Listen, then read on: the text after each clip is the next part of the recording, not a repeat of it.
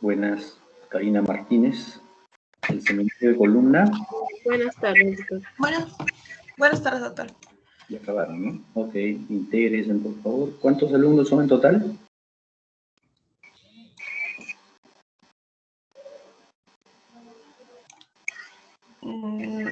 Creo que 9 hoy, doctor, porque una alumna está sin internet y, bueno, Muñoz que no creo que... Núñez, perdón, que no creo que entre. Muy bien. ¿Cuántos expositores son? Somos 4, doctor. 4 expositores. Importante porque vamos a tener que dividirnos el tiempo, pues, ¿no? Para que no haya ninguna...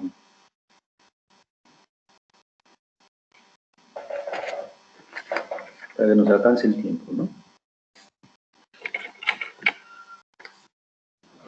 A ver, seminario de columna.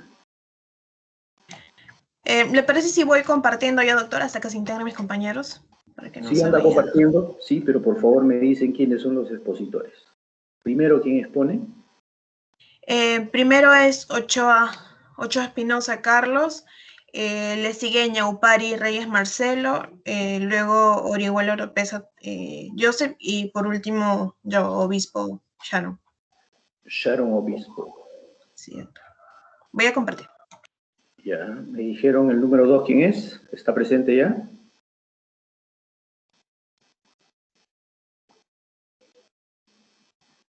Yo expongo segundo, doctor. Perdón, Ñaupari, ¿no? Sí, doctor. Ok, Marcelo. En tercer lugar, ¿quién expone? Yo, doctor. Orihuela Oropesa. Sí, doctor. Orihuela Oropesa. Muy bien, Joseph. Orihuela. Joseph. Muy bien.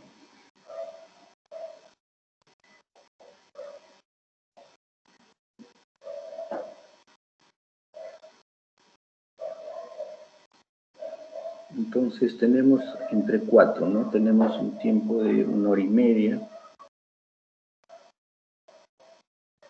Ok, sí nos va a alcanzar el tiempo, me parece.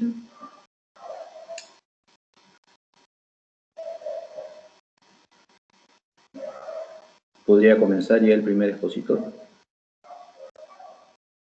Sí, doctor, ¿se me escucha? Sí, se escucha bien y se ve bien. Ya. Carlos Ochoa, ¿no? Sí, doctor. Muy bien. Ya. Buenas tardes, compañeros. Buenas tardes, doctor. El día de hoy nos ha tocado hablar sobre patología de la columna vertebral. Siguiente, por favor.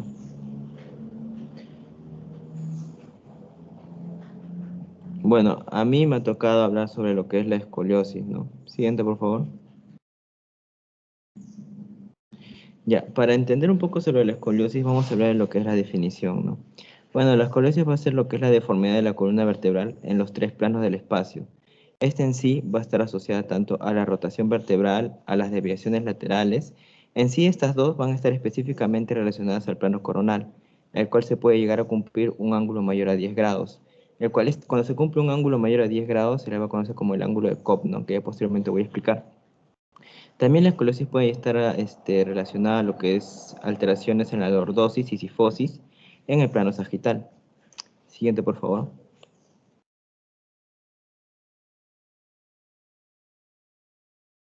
Vamos a encontrar 2 tipos de escoliosis. Vamos a encontrar la no estructurada y la estructurada. En la no estructurada, como su mismo nombre lo dice, no se va a asociar a alteraciones estructurales, ¿no?, de las vértebras. Entonces, no va a haber lo que es una rotación de los cuerpos vertebrales. Tampoco va a ser progresiva. Lo que le va a caracterizar a la no estructurada es que va a haber lo que es, o que se va a poder corregir mediante una radiografía conocida como la radiografía de bending, o también conocida como radiografía en flexión lateral, ¿no? Bueno, más que todo este tipo de no estructurada puede estar causado por una contractura muscular, el cual puede estar también causado por hernias discales, algunos tumores, infecciones o la dismetría de miembros inferiores, ¿no? Siguiente, por favor. En la estructurada.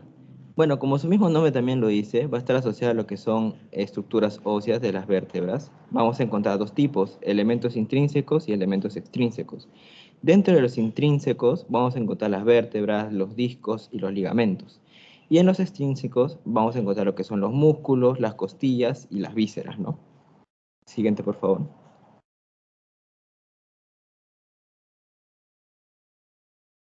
Ahora vamos a hablar un poco de terminología para poder comprender posteriormente las siguientes clasificaciones, que va a ser la de King y Moe y la de Elenke, ¿no? Bueno, vamos a hablar de la curvatura mayor, ¿no? Esta curvatura mayor va a ser cuando todas las vértebras de la columna van a estar rotadas. Se caracteriza porque esta va a ser estructurada, pues al ser estructurada no se va a corregir con los bending. Recuerde que cuando es no estructurada se va a poder corregir mediante la radiografía de bending.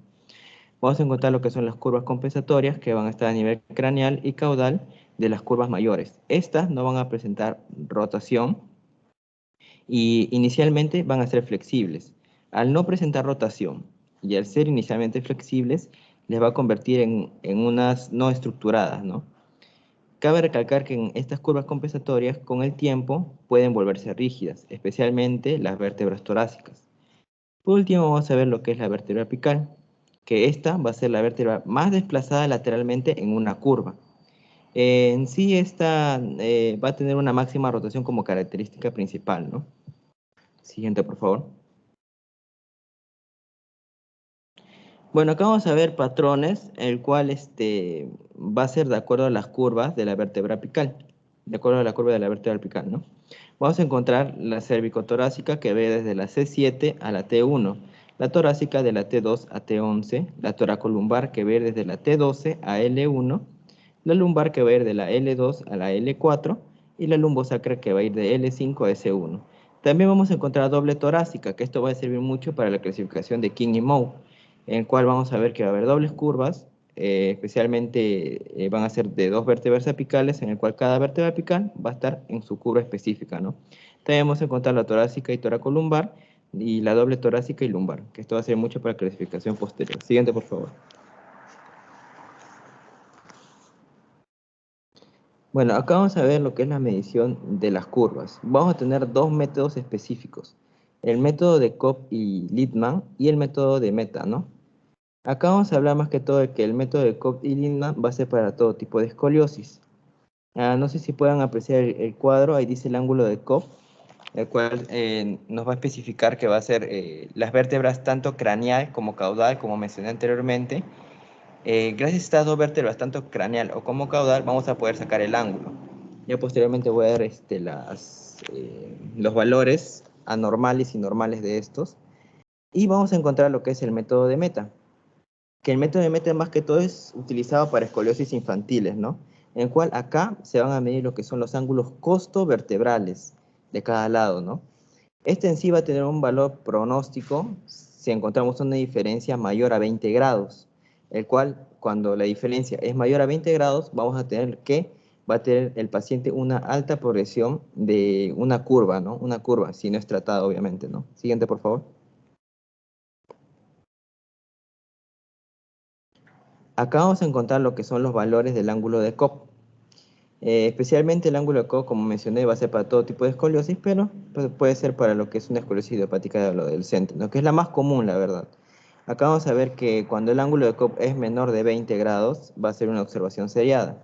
Cuando es de 20 a 50 grados aproximadamente, se va a utilizar lo que es un corset termoplástico, a menos que sea un paciente menor de 12 años, en el cual vamos a optar por un corset de yeso, ¿no?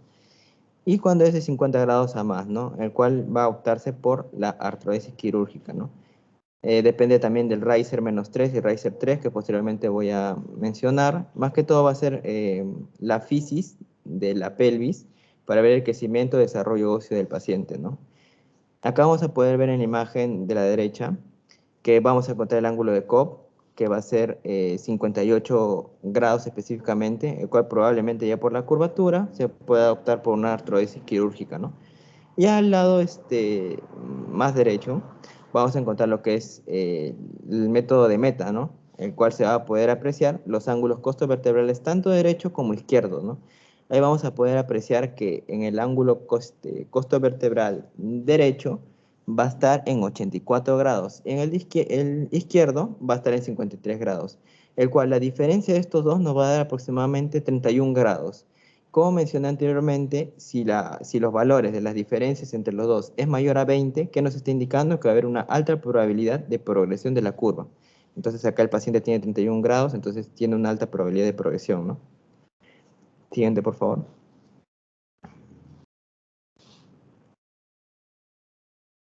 Vamos a ver ahora lo que son la clasificación de las escoliosis, ¿no? Vamos a encontrar lo que es las escoliosis idiopáticas, como mencioné en un inicio, estas van a ser las más frecuentes, llegando a un 65% de todos los casos de escoliosis, ¿no?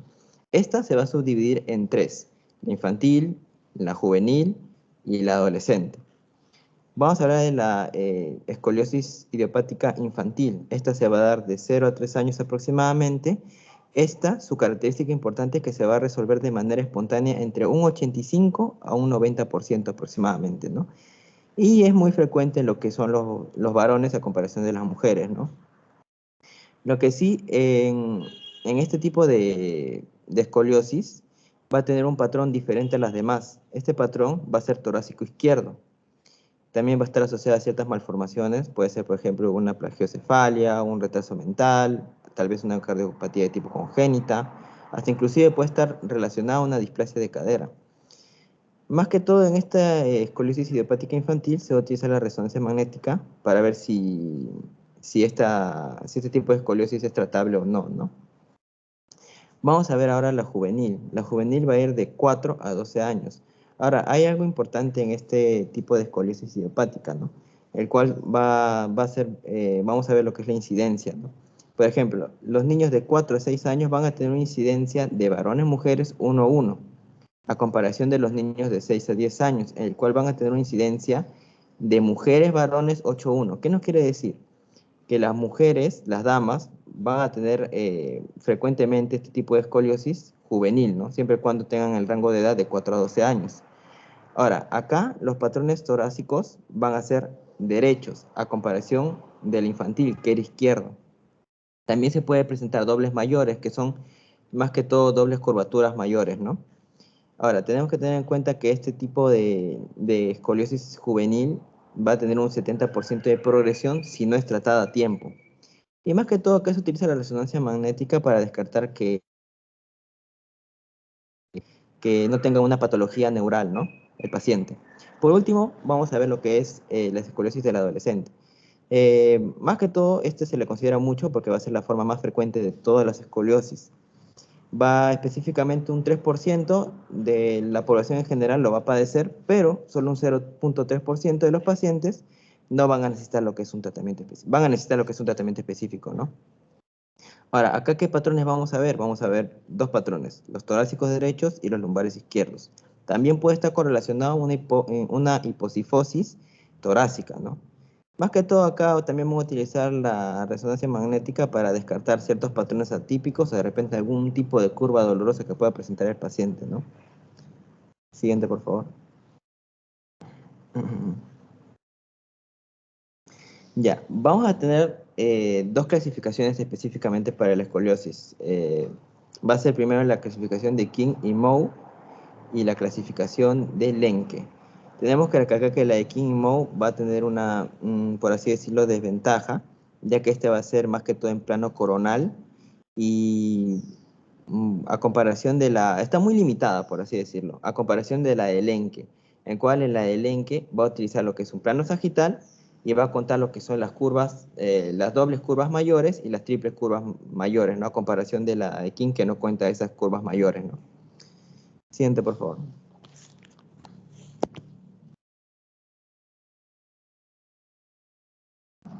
Bueno, para entender un poco mejor lo voy a explicar con las imágenes, ¿no?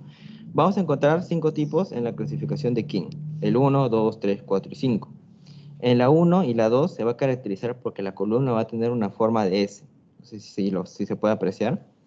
Entonces, vamos a empezar con el tipo 1. Primero va a tener lo que es la característica forma de S la columna, el cual ambos, tanto lumbar como torácica, va a cruzar la línea media. Ahora, como podemos apreciar, la curva lumbar va a ser mayor a la curva torácica que podemos apreciar, ¿no? Entonces, hay una característica de estas, ¿no? Que la curva lumbar de la tipo 1 va a ser más rígida. Al ser rígida, ¿qué va a provocar? Que tenga menos flexibilidad. Entonces, no se va a poder hacer una radiografía dinámica de bending, ¿no? Como ya había mencionado anteriormente. Por lo cual, va a ser negativo este tipo de radiografía, ¿no? En la de tipo 2 también vamos a ver que la curva va a ser en S, pero acá va a haber una característica importante, que ya se va a invertir, por así decirlo, los papeles, ya que en la curva lumbar va a ser menor y en la curva torácica va a ser mayor. Ambas están cruzando la línea media, como ya mencioné anteriormente, y lo característico de este es que la curva torácica va a ser mayor.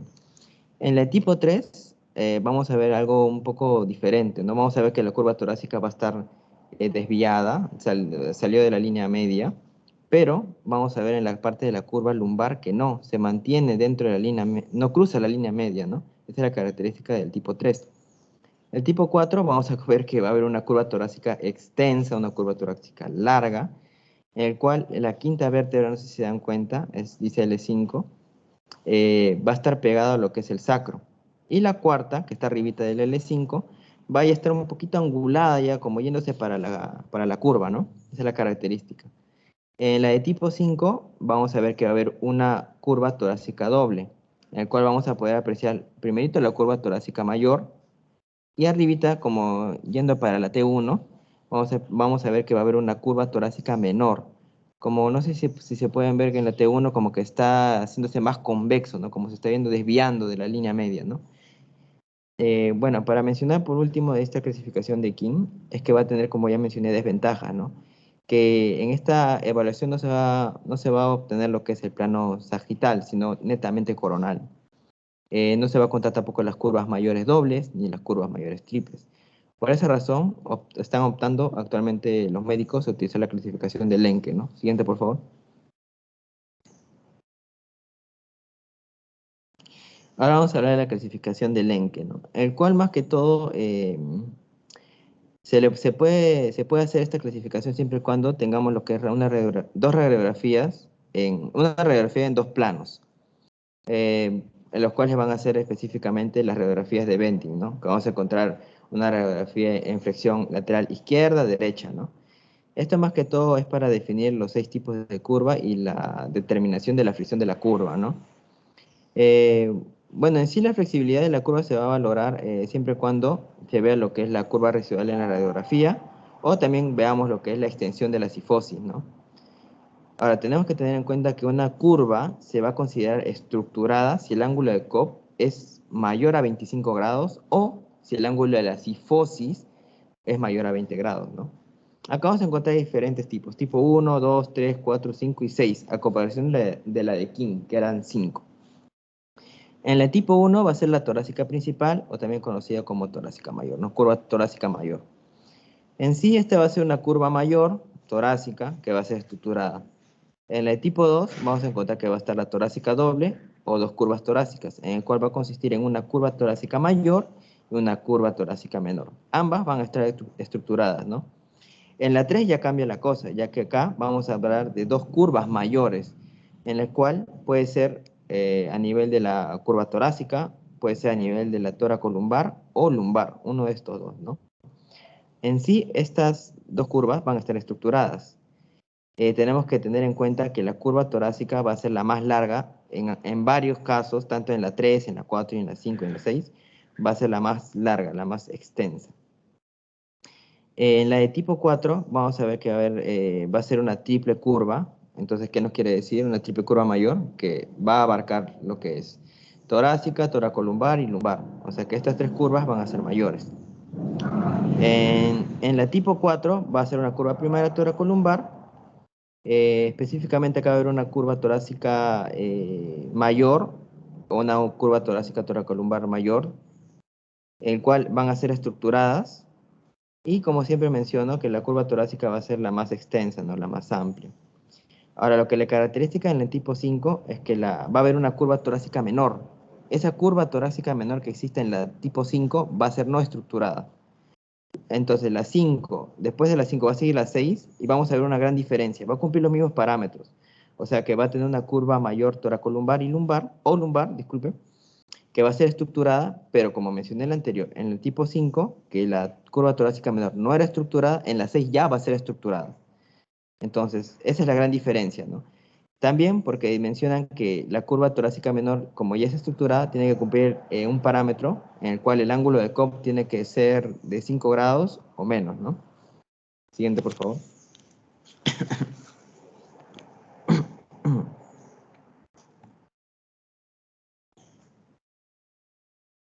Bueno, estas son las características de la esclerosis idiopática que ya las mencioné en un inicio. Esto es más específico. Siguiente, por favor.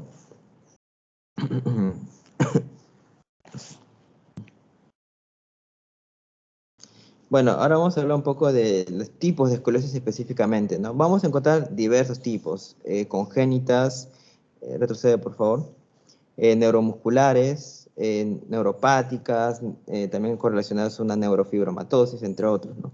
Vamos a empezar con una esclerosis congénitas. Este se va a dar en el 15% de los casos. En sí va a ser evidente al momento del nacimiento o inclusive se puede notar pocas semanas después, ¿no? Del mismo nacimiento, ¿no? Ahora, vamos a tener malformaciones asociadas a este tipo de esclerosis congénita, ¿no? El cual va a ser las Batters y las Bacters, ¿no? Las Batters va a estar compuesto de defectos vertebrales, una atresia anorrectal, una fístula traqueosofágica, una displasia radial del antebrazo, y las Bacters va a ser lo mismo, pero le vamos a añadir lo que es malformaciones de tipo cardíaca, también de tipo renal, también de la arteria umbilical solitaria, también podemos encontrar ciertas anomalías pulmonares, ¿no? Eso es una suma de la Batters, ¿no? Vamos a encontrar lo que son también anomalías vertebrales como anomalías extravertebrales, ¿no? Más que todo en las anomalías vertebrales tenemos que tener en cuenta mucho que vamos a encontrar dos tipos, el canal medular abierto y el canal medular cerrado. Dentro del canal medular abierto y canal medular cerrado vamos a encontrar si va a tener lesión neurológica o si no va a tener lesión neurológica. Ahora, en el canal medular abierto vamos a encontrar con lesión neurológica el mielomeningocele, ¿no? Y sin lesión neurológica, la espina bífida oculta o también o el mielocele, ¿no? Ahora, en el canal medular cerrado, el cual me importa un poco más, la verdad, porque hay unos ejemplos más adelante, vamos a encontrar que va a haber una con lesión neurológica que es la diastematomielia y la de sin lesión neurológica, el cual este es el que más me va a importar porque más adelante he puesto unos ejemplos claros, que va a ser la hemivértebra y las barras y bloques. Entonces, el canal medular cerrado que no tiene lesión neurológica, vamos a encontrar dos, que es la hemivértebra y las barras y bloques. La hemivértebra se va a dar por un fallo en la formación y las barras y bloques va a ser por un fallo en la segmentación. También vamos a encontrar otro tipo de anomalías extravertebrales, ¿no? Por ejemplo, dado por una colisión costal, el cual esta colisión costal va a provocar más que todo un efecto de frenado asimétrico del crecimiento. Ahora, este va a ser mucho mayor si la colisión va a estar mucho más cerca de lo que es los cuerpos vertebrales, ¿no? Siguiente, por favor.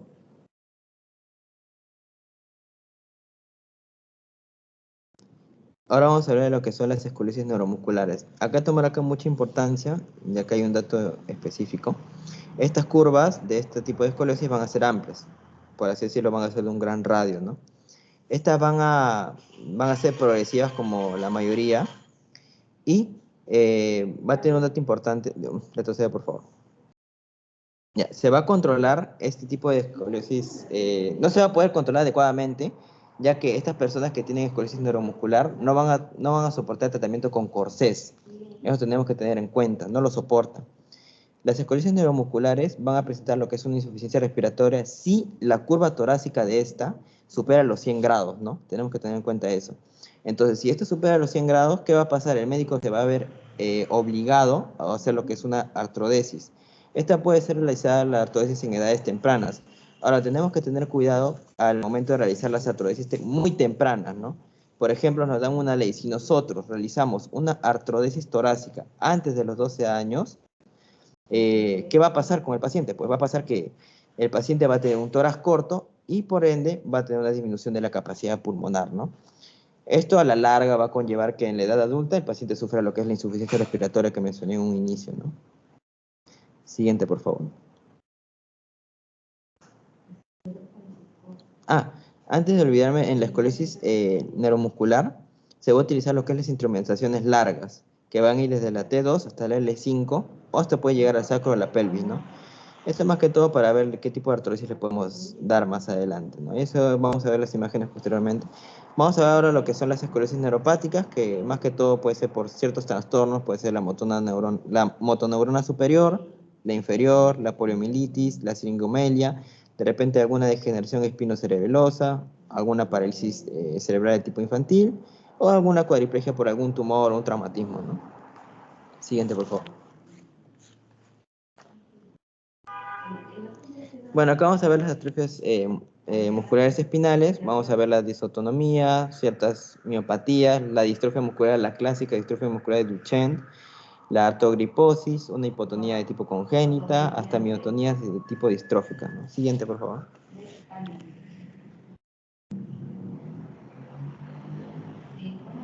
Bueno, en esta imagen vamos a poder ver en la letra A y la letra B las hemivértebras, ¿no? Como mencioné en un inicio, va a ser por el fallo de la formación. Y en la letra C y la D vamos a poder ver lo que son las barras. Las barras en las cuales la falla en segmentación, ahí se puede apreciar claramente. Siguiente, por favor. Bueno, la neurofibromatosis va a representar más que todo un 5% de todos los casos. Estas curvas de este tipo de patología van a ser agresivas y totalmente progresivas, ¿no? Mayormente van a presentar un patrón de cifoescoliosis, que van a ser cortas y van a tener la evolución rápida que ya mencioné anteriormente, el cual que va a provocar que los médicos hagan fusiones precoces, ¿no? Como es un claro ejemplo, ¿no? Siguiente, por favor. Bueno, dentro de otras causas de las escoliosis vamos a encontrar las alteraciones mesenquimales, ahí vamos a encontrar el síndrome de Marfan, de Ehlers-Danlos, la artritis reumatoide. Puede haber de tipo traumática, relacionado a osteocondrodistrofias, alteraciones metabólicas, hasta inclusive puede haber tumores, ¿no? Tanto primarios, secundarios, y también puede estar relacionado a tumores benignos como malignos, ¿no? Siguiente, por favor.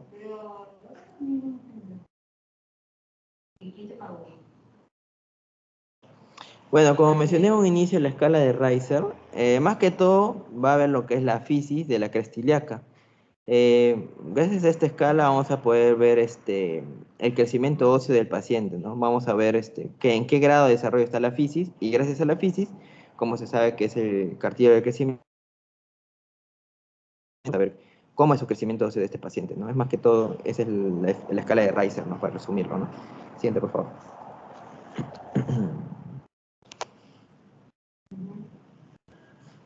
Bueno, en el diagnóstico clínico, ya estamos por culminar porque después de esto va a venir tratamiento. Es más que todo un hallazgo en la exploración física de tipo rutinaria, ¿no? Se puede dar en niños, en adolescentes, y se va a confirmar específicamente en radiografía. En la anamnesis tenemos que ver la edad del paciente, si ha tenido anteriormente escoliosis, algunos antecedentes médicos de alta relevancia, ¿no? Bueno, más que todo en las exploraciones de tipo clínica tenemos que ver si puede ser esta escoliosis por origen secundario, ¿no? Si presenta mancha café con leche o algunas lesiones cutáneas a nivel de la lumbar, entre otras, ¿no? Tenemos que en sí descartar en el diagnóstico clínico las dismetrías específicamente del miembro inferior. Tenemos que tener en cuenta que nosotros fisiológicamente podemos tener una dismetría hasta menos de 2 centímetros, ¿no? Pero cuando ya la dismetría es mayor de 2 centímetros, ya va a tener una alta relevancia clínica, ¿no? Que puede ser para un efecto en el nivel de la columna, ¿cierto? Siguiente, por favor.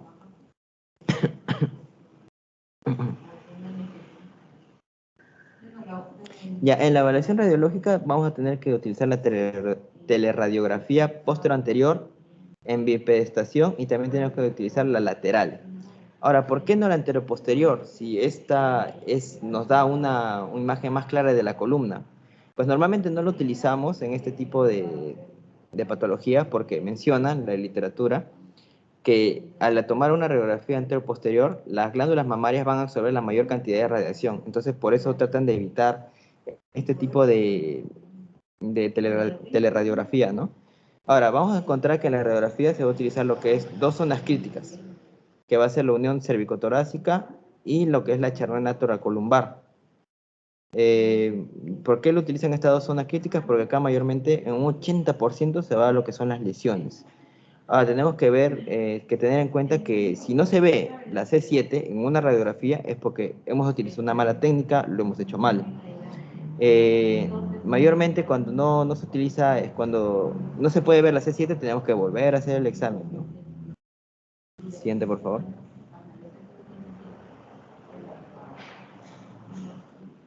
Ya, en la radiografía simple cervical, bueno, más que todo, a nivel de radiografía lateral, esta radiografía lateral nos va a permitir detectar hasta 2/3 partes de lesiones cervicales de tipo traumática, ¿no? En sí debemos visualizar lo que es la charnela occipito-atloaxoidea y lo que es el partido superior del cuerpo de la T1, ¿no? Como mencioné anteriormente, si no se ve la C7, vamos a utilizar lo que es una proyección especial, que es conocida como la proyección de nadador modificada. Esta es más que todo caracterizada porque no se va a poder movilizar el cuello, ¿no? Ya tenemos que tener en cuenta también en este dato que va a haber una luxación de odontoides. Puede haber una luxación de odontoides. ¿Cómo podemos detectar este tipo de luxación? Si el espacio preodontoideo es mayor a 3 milímetros en los adultos, podemos sospechar que está en una posible luxación del odontoides, ¿no? Y si el espacio odontoideo es mayor a 5 milímetros en los niños, ahí podemos recién sospechar que está en una luxación, ¿no? Siguiente, por favor.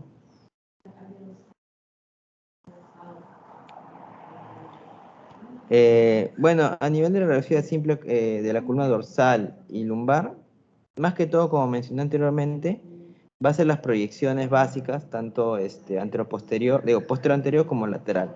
Esto más que todo para ver las 12 vértebras dorsales y las dos lumbares en la parte de una proyección dorsal. Y en una proyección lumbar tenemos que ver específicamente las 5 vértebras lumbares y las últimas dorsales que estén, ¿no? Siguiente, por favor. Bueno, acá son imágenes donde podemos ver claramente la escoliosis. Acá vamos a ver no sé si se puede apreciar la cuarta imagen, pero ahí podemos clasificar lo que es la clasificación de King, ¿no? Que era la de tipo 4. No sé si se acuerdan que la de tipo 4 había lo que era una curva torácica larga, y que en la quinta vértebra específicamente está pegado, por así decirlo, al sacro, ¿no? Ahí se puede apreciar un poco en la cuarta imagen, que ahí vamos a encontrar en la clasificación de King tipo 4, la quinta vértebra está pegada, la cuarta está como que inclinándose a la curva, y vamos a ver una curva torácica totalmente larga, ¿no? Siguiente, por favor. Y acá lo que le mencioné, ¿no? El cual acá vamos a encontrar una escoliosis neuromuscular, porque vamos a ver que la artrodesis va a darse desde la T1 o T2 hasta la L1, L2, ¿no? O sea, es una instrumentaria larga, por así decirlo, ¿no? Siguiente, por favor.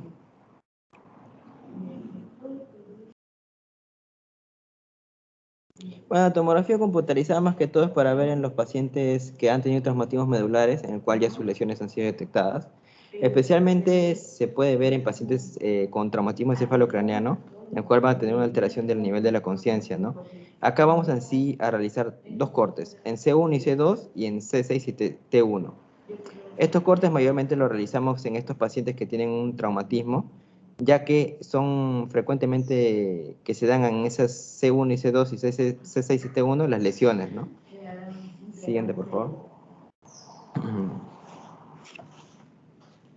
Ya, para ver lo que es el tratamiento ya culminaria, vamos a encontrar 3 puntos básicos del tratamiento, que va a ser el control de la progresión hasta lo que es la madurez esquelética, la corrección de la deformidad y evitar lo que son las consecuencias locales o generales que pueda presentar este tipo de escoliosis, ¿no?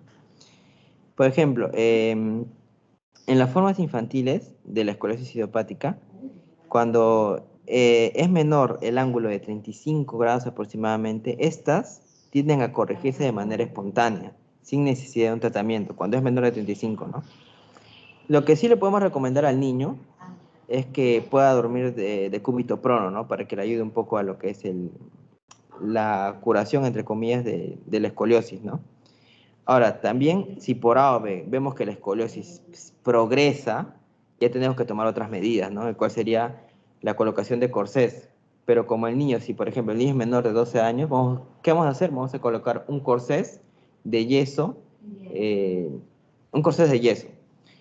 Entonces, más que todo para no afectarlo estructuralmente al niño, ¿no? Ya cuando tenga una edad específica, ya se le puede poner el corsés termoplástico, ¿no? Siguiente, por favor.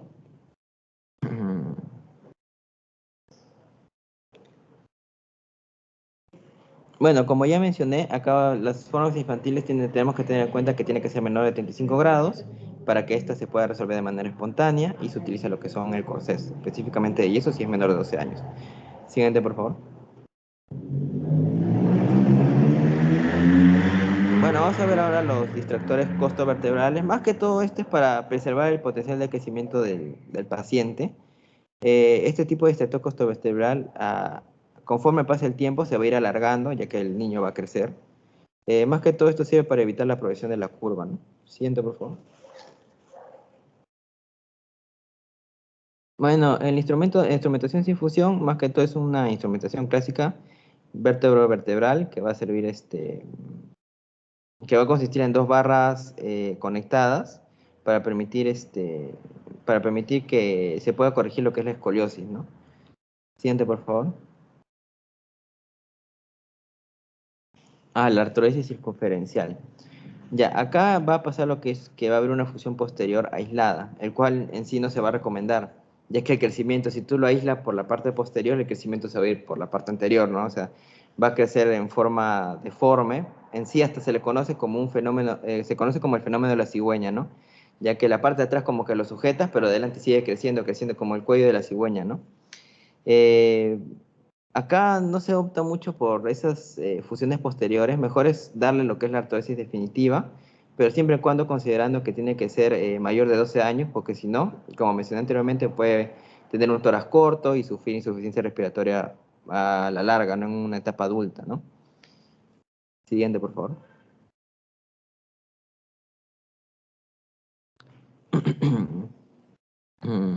Bueno, esto es lo que mencioné anteriormente de lo que es el ángulo de Codman, de 10 a 20 grados del ángulo de Codman, disculpe, o Littmann. Va a haber lo que es una observación seriada. Si es de 20 a 50 se utiliza el corsés de termoplástico, siempre y cuando considerando la edad, obviamente. Y de 40 a 50 grados ya utiliza lo que es una artrodesis que tipo quirúrgica, ¿no? Dependiendo del riser, si es menor o mayor a 3, ¿no? Siguiente, por favor. En las escogidas congénitas, ya más que todo su tratamiento es conservador. Acá ya más que todo es para observar la progresión de la curva, ¿no? Siguiente, por favor. Ya para culminar con la escoliosis neuromuscular. Bueno, acá más que todo, el tratamiento ortopédico va a ser muy difícil, como mencioné anteriormente, ya que el paciente no va a soportar el corsés, como mencioné anteriormente, ya que este va a tener una baja eficacia, aparte que le va a generar molestias al paciente. Más que todo, el tratamiento va a ser quirúrgico, siempre y cuando ya la curva sea progresiva y tenga un ángulo de 30 o 40 grados aproximadamente. Esto en sí va a ser independientemente de su edad, tenemos que tener en cuenta eso, ¿no? Generalmente en este tipo de escoliosis neuromuscular se va a requerir lo que son las fusiones posteriores largas, ¿no? Dentro de estas fusiones posteriores largas vamos a incluir lo que son los ilíacos, ¿no? Siguiente. Eso sería todo, gracias.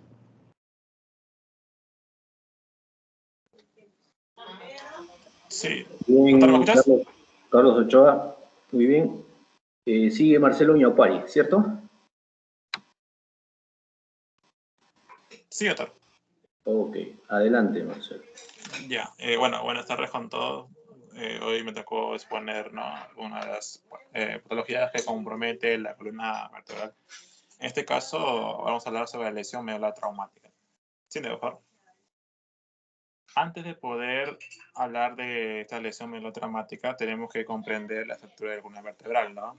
Como sabemos, esto compromete lo que es ciertas número de vértebras que se va a disponer en ciertas zonas, ¿no? En formas cervicales, torácicas, lumbares, sacro y cosilla, ¿no? Siendo entre números 7 cervicales, 2 torácicas, 5 lumbares, 5 sacras y 3 a 4 coxígenos, ¿no? Dependiendo de las personas, ¿no? Ahora, entre las funciones principales que puede tener esta columna vertebral es dos, ¿no? Uno, más que todo, el soporte, ¿no? Esta va a ser la estructura ósea en la cual va a tener en sí el soporte de todas las fuerzas que ejercen sobre su eje. Y su segunda función más importante es que protege, ¿no? lo que es la médula espinal, ¿no? Que vamos a ver las lesiones medulares, ¿no? Aparte, sí, doctor, tenemos que mencionar también lo que es la inervación, ¿no? Esta médula espinal, ya hablando de médula espinal, presenta lo que son dos vías, ¿no? Unas vías lo que puede ser vías aferentes y otras vías que pueden ser las vías eferentes, ¿no? Que son las vías motoras, ¿no? Dependiendo de esas, se puede decir que la médula espinal presenta también dos funciones, ¿no? Uno, que es el recojo de la sensibilidad periférica, ¿no? Que viaja a través de las vías aferentes y estas a la vez, al llegar al cerebro, van a lo que es una señal, ¿no? Como sabemos, a través de la vía eferente, ¿no? Hacia lo que son las terminales motoras. Siguiente. Ya hablamos de la estructura ósea, de lo que es en caso de la médula espinal, ¿no? Y ahora veremos también la vascularización. Esta vascularización también va a ser importante en el MRA, ¿no? Leucemia amiotrófica aguda. Pero, bueno, acá no es tema en dar, ¿no? Entonces, solamente mencionaremos que la vascularización, más que todo de la región cervical, va a estar mediada por las arterias medulares, ¿no? En cambio, la región torácica se va a originar desde las arterias intercostales, las lumbares, ¿no? De la región lumbar y sacra, las tres arterias lumbares, ¿no?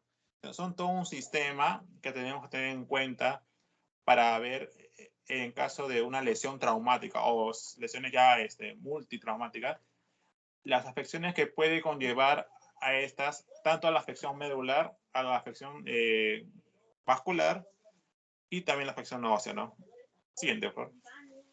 Ahora sí, entrando a lo que es el tema, vamos a definir lo que es una lesión medular, una lesión medular traumática. Siguiente.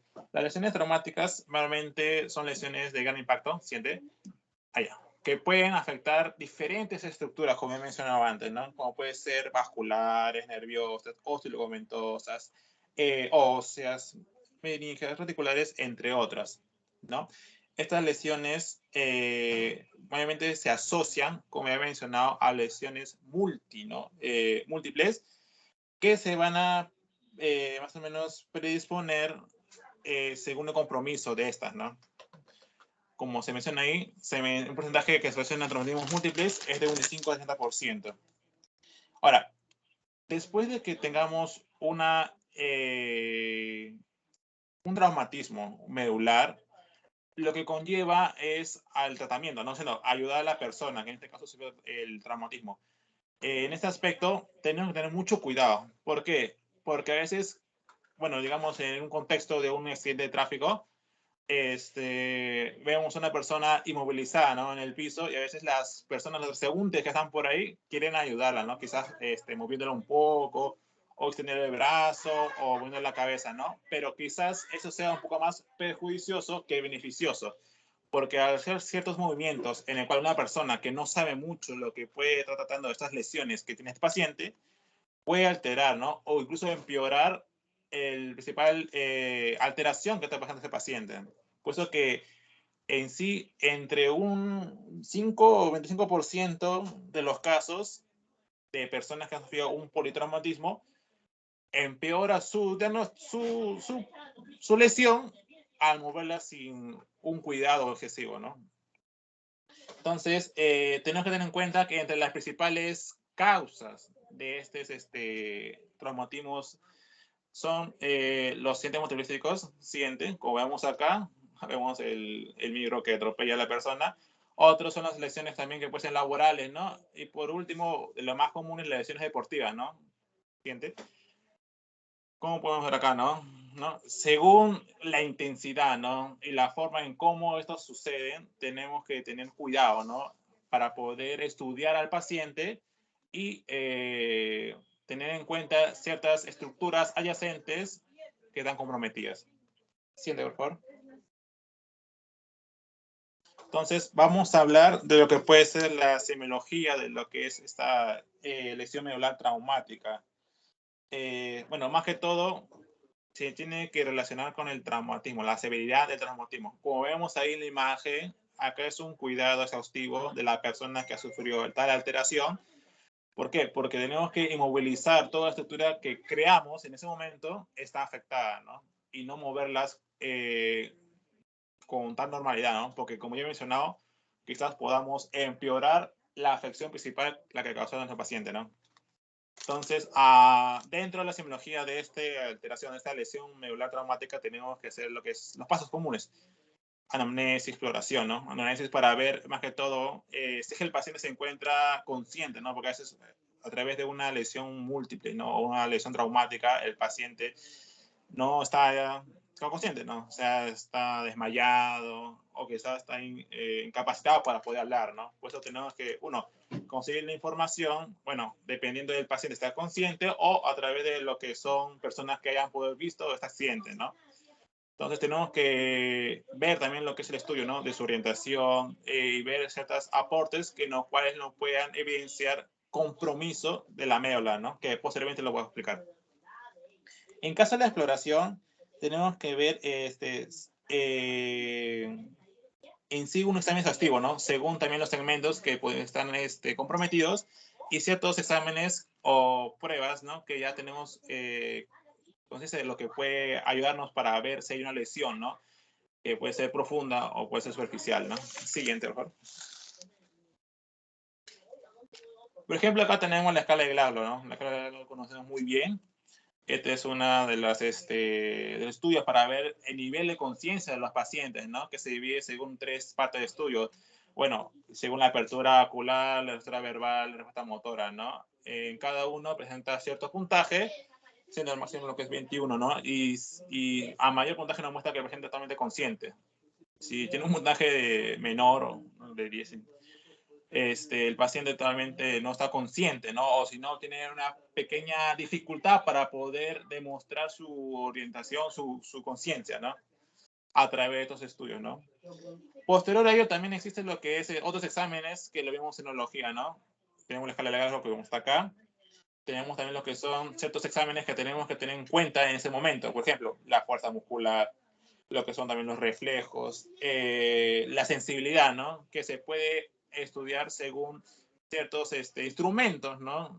Como puede ser el diapasón o una aguja fina en la cual se puede pasar en la piel para ver tanto el dolor, la temperatura, la posición profunda, la acción vibratoria, ¿no? Para ver qué tan comprometido está en sí la médula en este paciente, ¿no? Y ver también el nivel en que está comprometido. Como vemos ahí, es un estudio para ver lo que son los reflejos, ¿no? En el caso de la rodilla, pero en sí tenemos que buscar a través de esos estudios, ¿no? También de los estudios de dermatomas, lo que es alguna alteración sensitiva, ¿no? Que va a contribuir un compromiso, ¿no? Y esto nos puede ayudar también a buscar el nivel de ese compromiso. Siempre y cuando este paciente no esté comprometido, ¿no? Porque a veces algunos pacientes pueden tener un politraumatismo, ¿no? Quizás esté inestable, pero por dentro puede tener una hemorragia o puede tener o quizás la herida que puede ser una herida abierta, una fractura abierta, puede tener compromiso de infección, ¿no? Por eso tenemos que ver que el paciente, ¿no? Esté totalmente estable para poder realizar quizás estos estudios, ¿no? Por eso que hay un ABC, ¿no? Del politraumatizado, en casos ya de compromiso múltiple, ¿no? Del paciente. Siguiente. Como he mencionado, la evaluación clínica tiene que ser muy exhaustiva para poder ver el compromiso y el nivel, ¿no? Que está este compromiso a nivel de la médula, ¿no? Porque quizás podemos encontrar hasta pacientes que presentan lo que es una lesión medular completa, ¿no? O sea, una pérdida de la movilidad y la sensibilidad distal, o incluso ya una lesión medular incompleta, ¿no? En el cual solamente hay alteración de algún tipo de fusión motora o una expresión sensitiva distal, ¿no? Por eso que tenemos que tener en cuenta los estudios. ¿Por qué? Por ejemplo, en el caso de una lesión completa, tenemos que ver la ausencia de funciones motoras sensitivas, la ausencia de lo que puede ser reflejos osteotendinosos, quizás un tono muscular flácido, ausencia también del reflejo de bulbo cavernoso que se hace muy estudiado acá, la retención urinaria, ¿no? Y en algunos casos, y se considera como mal pronóstico, el priapismo. En cambio, si hablamos de una lesión medular incompleta, vamos a ver ciertos grados de pérdida de la función motora y sensibilidad, ¿no? Ciertos grados. Y algunos también alteraciones en caso de los reflejos, ¿no? Que se van a estudiar. Siguiente. Síndromes que se puede presentar en la lesión medular, ¿no? En caso de esta sea incompleta, ¿no? tenemos que tener en cuenta que estas lesiones tienen ciertas características, ¿no? Y son más. O sea, acá pongo algunos síndromes principales, ¿no? Según la afección, tanto anterior, posterior, lateral, medial, que puede estar comprometido, ¿no? En caso de un síndrome medular central, obviamente que puede afectar la región cervical, afecta más que todo la sustancia gris, ¿no? Y también la sustancia blanca, más medial. ¿Esto qué va a producir? Va a producir lo que es una mayor debilidad de los miembros superiores que en los inferiores. Es un tipo de síndrome que se va a poder presentar en estos politraumatismos o lesiones traumáticas en el medio espinal. Otro síndrome es el de Brown-Séquard, que es una lesión meramente unilateral de la médula que va a tener lo que es una parálisis ipsilateral, ¿no? A través también va a haber una pérdida propioceptiva o una pérdida contralateral del dolor y de temperatura, ¿no? Son ciertas características que la va a poder explicar el síndrome de Brown-Séquard. Síndrome medular anterior y también está el síndrome medular posterior, ¿no? Como había mencionado, estas lesiones o síndromes van a estar relacionados al compromiso tanto de la región que está afectada. En este caso, el síndrome medular anterior, que obviamente va a afectar a 2/3 anteriores de la médula, va a producir lo que es una pérdida de lo que es la sensibilidad de dolor, de temperatura y también una parálisis, ¿no? Según el nivel que está comprometido. Y la posterior también va a tener lo que son lesiones de la columna posteriores, ¿no? Con pérdida de la progresión, meramente más decía, ¿no? La progresión que otras. Siguiente. Acá vemos algunas lesiones que pueden estar comprometidas, ¿no? Según el nivel que están afectados, ¿no? Según tanto a nivel cervical, a nivel torácico y algunos a nivel lumbar, ¿no? Pero obviamente las lesiones, bueno, la región de la columna vertebral que puede estar más afectado y puede dañar lo que es la médula espinal, solamente las regiones cervicales y las torácicas, ¿no? Aunque se dice que mayormente estas lesiones pueden estar más evidentes en las zonas de transición.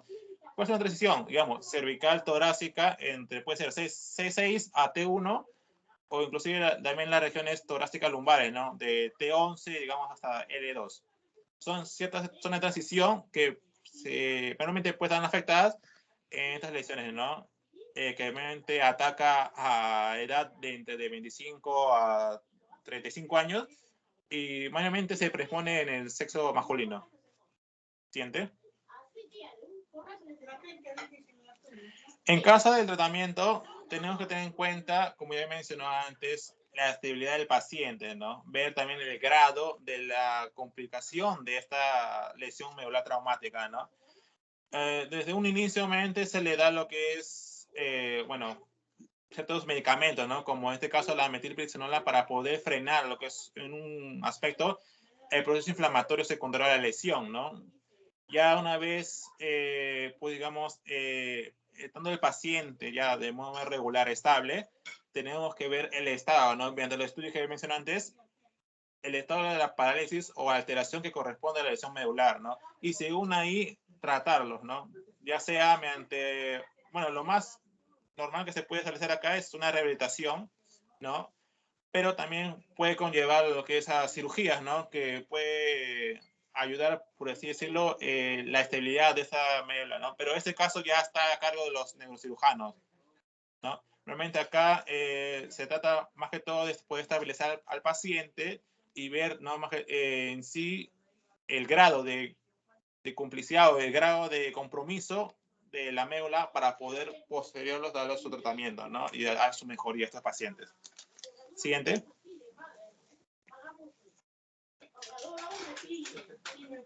Falta uno estudio, creo. Ya. Hablaremos también de la espondilolistesis, ¿no? Esta es una, bueno, en términos sencillos, se puede decir que la unión de vértebras, una está desplazada sobre la otra, ¿no? Esta se va predisponiblemente de la vértebra inferior, ¿no? Y esta, más que todo, ¿qué va a mostrar? Va a haber una alteración en la alineación normal de los perfiles de la columna vertebral, ¿no? Como vemos en la imagen, acá vemos, bueno, desde el círculo rojo, lo que es una vértebra en posición normal, y abajo una espondilolistesis, ¿no? Que hay una salida de lo que es el cuerpo vertebral en correlación a la parte inferior, ¿no? Lo cual va a alterar la perfil de los cuerpos vertebrales. Esto es una, bueno, habitualmente está afectada por anomalías articulares como partes óseas ligamentosas. Y en los niños son muy frecuentes, se presentan más o menos adolescentes o en la edad adulta ya, ¿no? Pero tenemos que tener en cuenta que el estudio, o mejor dicho, el diagnóstico de esta espondilolistesis es muy difícil de destacarlo, ¿no? Siguiente. Ahora, ¿cómo podemos, digamos, estudiar o clasificar esta espondilolistesis, ¿no? Acá tenemos dos clasificaciones, la clasificación de Witze y la clasificación de Meyerding, en el cual lo más, bueno, se van a clasificar según, uno, su origen, que es la primer cuadro que vemos ahí, y la de Meyerding según los grados de la listesis que presentan, ¿no? En caso de origen tenemos 5 tipos, la displásica, la istmica, que normalmente es, ¿siente, por favor? ¿Dos sientes? Uno más. Ahí está. La displástica y la ismica van a ser las dos principales causas, por decirlo, de lo que puede ser la espondilistesis, ¿no? Ya posteriormente vienen las generativas, las traumáticas y las patológicas. Aunque también se agregó un tipo más, creo que las 6, que llamamos la teatrogénica, ¿no? Pero realmente las displásicas y las ismicas son las más comunes que se va a ver en causa de esta espondilistesis, ¿no? En caso de Meyerding, que se va a expresar en grados, esta listesis se va a dividir en dos. Las de bajo grado y las de alto grado, ¿no? Como vemos ahí, van a presentar lo que es cierto porcentaje en el cual estas se van a clasificar y como sabemos, a mayor número, mayor, alto grado que va a predisponer esta espondilistesis, ¿no? En los pacientes. ¿Siente? En causa del diagnóstico, tenemos que tener en cuenta que, como ya mencioné antes, es un poco difícil poder diagnosticar al ojo, sino así de una manera rápida que el paciente presenta esta espondilistesis, ¿no? Normalmente esta alteración se va a manifestar, ¿no? De diferentes formas, ¿no? Por ejemplo, a través de lo que es un dolor lumbar, a través de contracturas también isquiotibiales, una alteración postural, quizás algunos niños, algunas personas tengan dificultades para poder agacharse. También va a preponer lo que es una claudicación neurogénica, ¿no? Y bueno, el médico a través de estos síntomas puede disponer, ¿no? De que quizás pueda presentar esa alteración, pero lo puede corroborar mediante técnicas de imagen, ¿no? Como vemos ahí, entre las dos más utilizadas, la radiografía y también la resonancia, ¿no? Que no son estudios de confirmación, más que todo para esa alteración que puede presentar el paciente, ¿no? Si es que también lo presenta. Porque a veces puede tener alteraciones que pueden confundirse con el diagnóstico, ¿no? Pero ya con las imágenes, estas se pueden corroborar y ya ver la posible ayuda, en este caso, para poder aliviar los síntomas, ¿no? Y también el grado que presenta eso, ¿no? Porque hay ciertos grados que conllevan a lo que es al tratamiento quirúrgico, ¿no? En vez de tratamiento conservador. Siguiente. Como he mencionado, hay dos tipos de tratamientos, ¿no? O de ayuda al paciente en este caso. Uno que es el conservado y otro que es el quirúrgico. En el caso del conservado, normalmente se va a predisponer en niños que son asintomáticos, que se recomienda a partir de ello observación y un seguimiento con las radiografías, ¿no? Hasta que el paciente alcance la madurez ósea. En casos de pacientes sintomáticos leves con listesis, ¿no? O sea, menor al 50%, como ya mencionaba en la clasificación anterior, y un ángulo que realmente predispone menor a 4.5, se puede plantear lo que es un tratamiento con antiinflamatorios, analgésicos, inclusive también el apoyo de una fisioterapeuta, ¿no? Evitando la que es la hiperextensión forzada de la columna y así poder ayudar a estos pacientes, ¿no? En este caso, que son asintomáticos, pero que son leves. En caso de adultos, realmente se recomienda, ¿no? En caso de ser leves o casi no muy comprometidos, es el poder controlarse en ciertas actividades que realiza cotidianamente, bajar de peso y algunas alteraciones de convivencia normales, ¿no? ¿Cuándo es quirúrgico? Quirúrgico es cuando se plantea en caso de un fracaso de los tratamientos conservadores que hemos hablado. Ya cuando estos tratamientos por decirlo, no funcionan, más de 6 meses hasta un año. También se predispone quirúrgico cuando hay presencia o progresión de la clínica neurológica, ¿no? Por ejemplo, radiculopatía, claudicación, pérdida de fuerzas, ¿no? Son ciertos compromisos que nos va a predisponer la introducción quirúrgica al paciente. Otro se puede plantear de la entrada en el caso de gran listesis, ¿no? Gran separación de esta espondilolistesis, ¿no? En los pacientes, en el cual no van a poder dar un diagnóstico desfavorable. Entonces, ahí es donde se tiene que dar al paciente, ¿no? La opción de quirúrgica para poder contrarrestarlo, ¿no? Siguiente. Ya si hablamos de un procedimiento quirúrgico, tenemos que hablar de los procedimientos quirúrgicos, ¿no? Normalmente se relaciona a 4 o 3 procedimientos, ¿no? Que se pueden predisponer en esta espondilolistesis. Uno, que es la reparación directa de la paz articular, ¿no? Normalmente acá las indicaciones que puede presentar son normalmente escasas, pero esta se indica obviamente en menores de 25 años cuando hay un deslizamiento menor a 3 milímetros. Por eso que tenemos que ver también lo que es los grados de deslizamiento. Y tampoco no debe haber lo que es una evidencia de patología discal o facetaria, ¿no? Otro método es la descompresión aislada sin función. Realmente no es recomendada en los pacientes menores de 40 años por el riesgo de progresión, ¿no? Ya en adultos el disco suele estar degenerado y suele ser incompetente, ¿no? Pues tenemos que ver ciertas características de los pacientes para poder disponer de esta descompresión aislada sin función. Una tercera es la artrodesis in situ. Y realmente esta es la técnica más utilizada. La instrumentación no suele ser necesaria de forma de obtener niños, pero se puede considerar si se asocia a descompresión o en caso de listesis de alto grado, ¿no? Por eso, como recalco, es importante tener la clasificación anterior para poder ver, uno, un origen, y dos, el grado de lo que puede estar esta espondilolistesis, ¿no? En los pacientes. Ya por último, la técnica de reducción, ¿no? Obviamente la reducción de la listesis antes de su instruminación y fusión no son muy imprescindibles, ¿no? Para el buen éxito. Pero se predisponen también, pero no digamos que tiene un alto grado de satisfacción, ¿no? En caso de poder contrarrestar esa alteración, ¿no? De la espondilolistesis. Bueno, acá vemos una imagen, ¿no? De espondilolistesis, ¿no? De grado 3, ¿no? De gran grado, como ya vemos en la clasificación anterior. Y bueno, ahí vemos que lo han tratado de poder hacer el método quirúrgico, ¿no? Técnicas de Abdo, ¿no? Siguiente.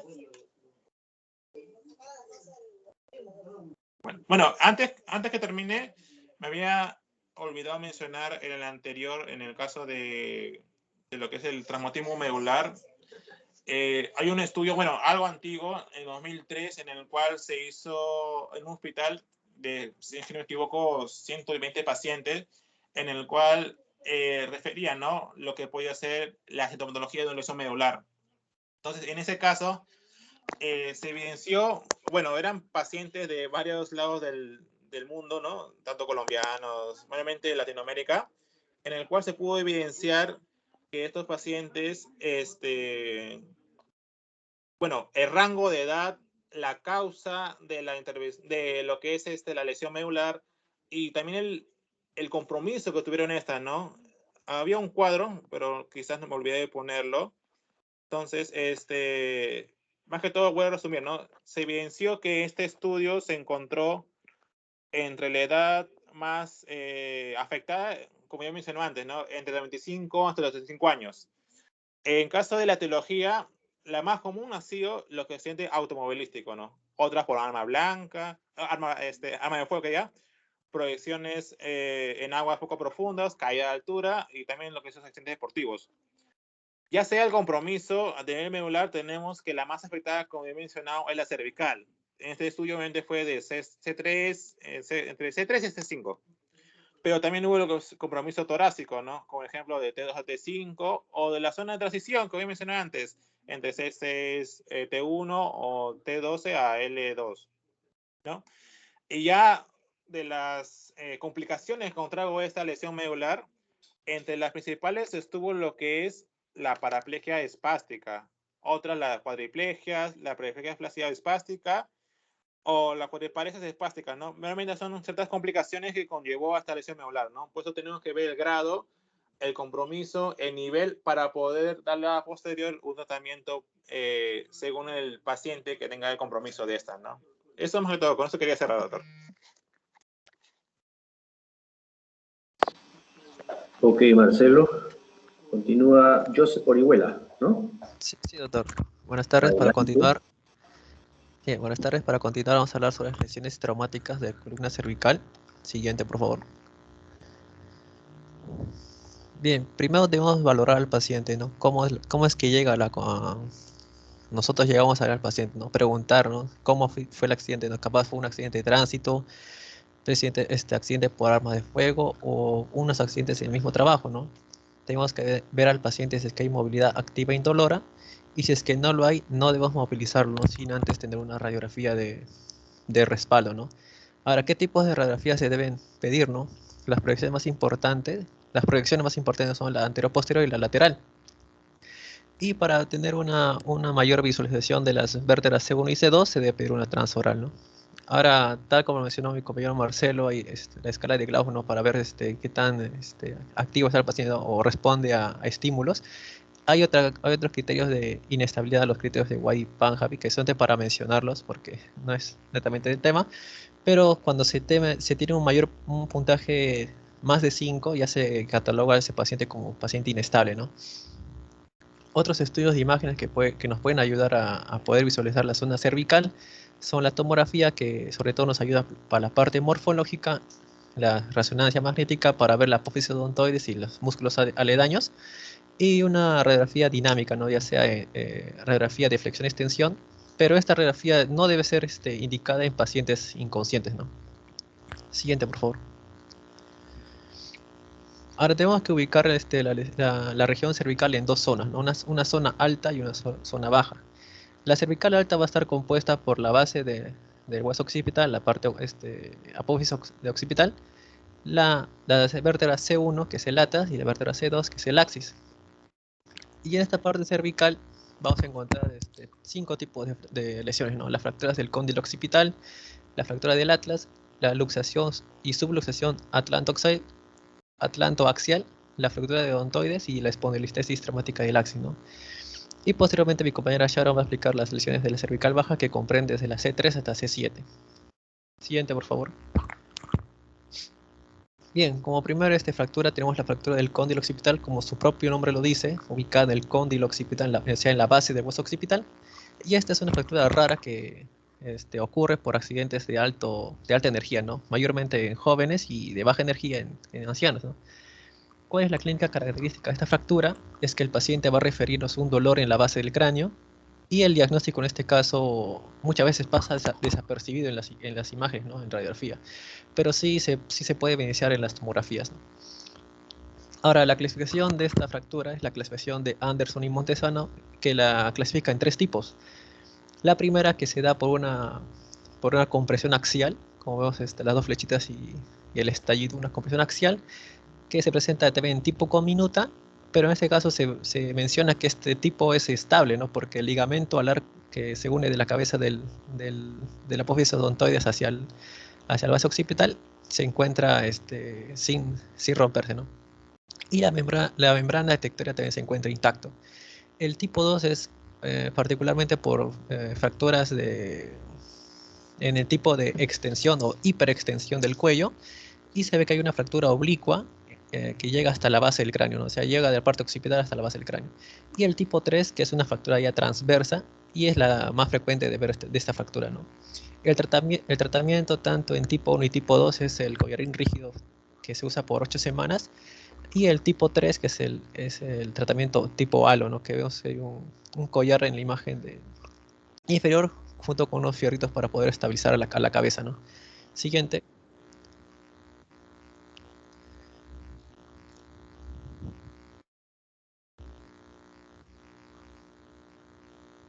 Siguiente. Y ahí está. Como segunda fractura tenemos la fractura del atlas, que igual este mecanismo es por una compresión axial de alta intensidad.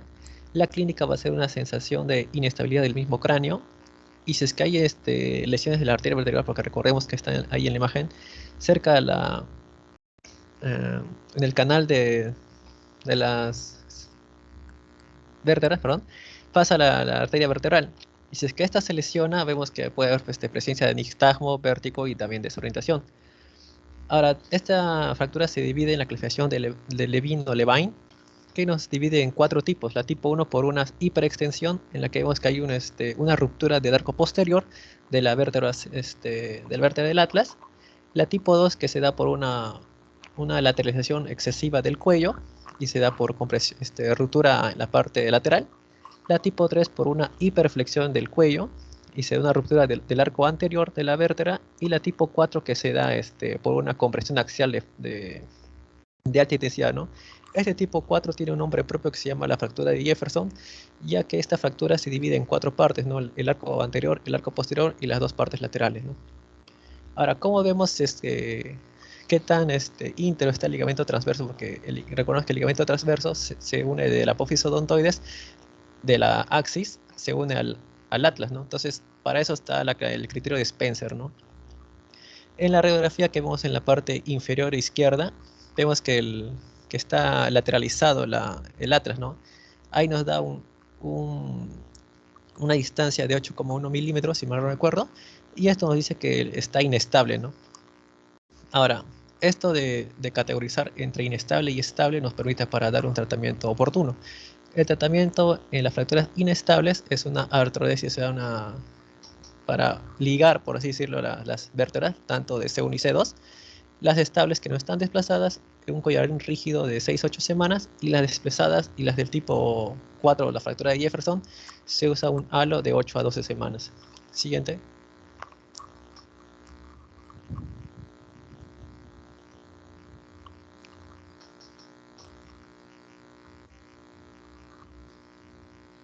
Bien, para hablar sobre la inestabilidad atlantoaxial, o como decía, luxación y subluxación de la articulación del atlantoaxial, esta es una fractura ya muy rara de ver, pero los mecanismos de lesión también son desconocidos, o sea, no se sabe la etiología que lo causa, ¿no? Puede ser de tipo espontáneo o traumática, y la clínica con la que nos refiere el paciente es el dolor cervical en la zona alta, una neuralgia occipital, o sea, en la región posterior del cráneo, y es raro de ver los déficits neurológicos, ¿no? También que nos permite ver con mayor detalle en las imágenes es la radiografía de tipo transoral, ¿no? Que vamos a poder notar la presencia o no de asimetría, ¿no? En este caso, la clasificación es de Fielden y Hawkins, que nos divide en 4 tipos, en donde la tipo 1 es la que se ve una rotación sin traslocación, o sea, sin trasladarse, y el ligamento transverso se encuentra normal, ¿no? O intacto. Esta fractura es más frecuente de ver en niños. La tipo 2 vamos a ver que hay una desviación hacia anterior, y el ligamento transverso se encuentra insuficiente, o sea que ya se ve un poco estirado, por así decirlo.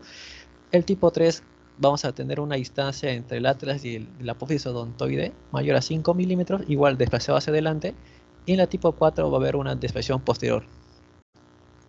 Ahora, ¿cómo podemos clasificar la inestabilidad tanto del atlas y del axis, ¿no? Vamos a ver 3 tipos de patrones. El patrón tipo A, que va a ser las lesiones que se encuentran rotadas. El patrón tipo B, que son lesiones inestables y que se han traslocado, ¿no? Esto nos va a manifestar que hay una insuficiencia del ligamento transverso. Y en el patrón tipo C, que son lesiones por disociaciones atlaxiales, o sea, que se encuentran separadas, ¿no? Y el tratamiento tanto de tipo 1 y tipo 2 es un collarín de 7 días, y en raras ocasiones se tiene que hacer una artrodesis de la cervical 1 y cervical 2. Siguiente, por favor. Bien, ahora nos toca hablar sobre la apófisis, fractura de la apófisis odontoidea. Esta fractura se da particularmente por traumatismos de alta energía, o sea, accidentes automovilísticos en jóvenes, y de baja energía en ancianos, ¿no? Puede ser caídas de su propia altura, o sea, caerse de las escaleras, por ejemplo. La radiografía se pide igual en anteroposterior, perfil y transoral para poder verificar con mejor visualización la C1 y C2, y la resonancia magnética que nos va a permitir evaluar la médula y lesiones ligamentarias, ¿no? En este caso hay 3 subtipos, que es según la clasificación de Anderson y de Alonso. La tipo 1, que es por arriba del ligamento transverso. Este tipo es casi infrecuente de ver. El tipo 2, que recorre la cintura odontoidea y es particularmente inestable. Y la tipo 3, que recorre por debajo de esa cintura odontoidea, ¿no? y que esa fractura puede llegar a extenderse al mismo cuerpo de la vértebra axis, del cuerpo de la vértebra C2. El tratamiento en el tipo 1, como es estable, se trata con inmovilización, puede ser un collarín, y tanto en la tipo 2 y tipo 3, viendo si es que desplazada o no, la no desplazada, perdón, ya, se acabó. Ya, perdón. Y la tipo 2 y 3 no desplazada que se cura con un halo, y la desplazada que se hace un halo y una fusión posterior de C1 y C2. Siguiente, por favor.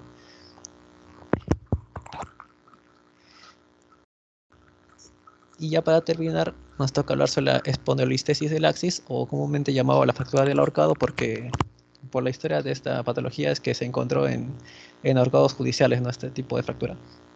Son de las más frecuentes y en este caso se da por accidentes de tránsito, ¿no? En donde se ve una hiperextensión del cuello. Se da una clefación de Effendi, que ha sido modificada por Levine, y nos encuentra tres tipos, ¿no? Donde vemos que la tipo 1 hay una traslación, o sea, una separación de menor a 3 milímetros. La tipo 2 que sobrepasa esos 3 milímetros. La tipo 2A, o sea, el subtipo 2A, que es causado por una hiperflexión del cuello, y donde vemos que si hay una fractura del ángulo acentuado, ¿no? Y en la tipo 3, que también se da por una hiperflexión del cuello, pero en este caso hay una luxación y una fractura con un desvío más grave, ¿no? Y el tratamiento en la primera es estable, se hace uso de un collarín cervical. La tipo 2 que se hace una reducción más un halo por 6 semanas, y la tipo 3 que hay una tracción progresiva previa a la reducción, ¿no?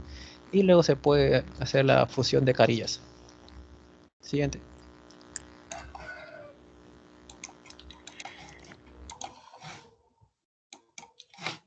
Bueno, para continuar, como mencionó mi compañero, él hizo mención acerca de las lesiones traumáticas de la columna cervical alta. Yo voy a hacer las lesiones traumáticas de la columna cervical baja. Más adelante vamos a ver que hay bastantes tipos de clasificación de estas fracturas, y el abordaje y el tratamiento que se les va a dar a estas mismas van a depender del grado de lesión. Solo voy a mencionar ahora algunas fracturas características de este segmento de la columna vertebral. En primer lugar, tenemos la fractura por aplastamiento. Esta está provocada por unas fuerzas de compresión vertical y de flexión anterior. Suelen ser estables, sí, pero pueden complicarse y pueden causar intenso dolor alrededor del cuello.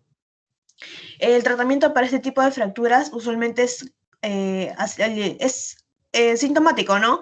Con analgésicos o antiinflamatorios, y también se brinda una estabilidad del cuello con un collar de 4 postes o un collar enyesado, ¿no? Por 6 semanas aproximadamente. Podemos ver que ese tipo de fracturas, al tener una flexión, unas fuerzas de flexión también hacia adelante, puede desgarrar los ligamentos que están ligados a las apófisis posteriores, ¿no? Como podemos ver aquí, puede haber una rotura de esos ligamentos y puede haber fractura en cuanto al cuerpo vertebral. Eso lo vamos a ver más adelante en la clasificación. Voy a pasar un poco rápido por esto, por el tiempo. Pueden presentarse también usualmente dislocaciones, estas dadas por fuerzas de flexión anterior y también por fuerzas de rotación. ¿Qué es lo que causa esto o por qué se causa?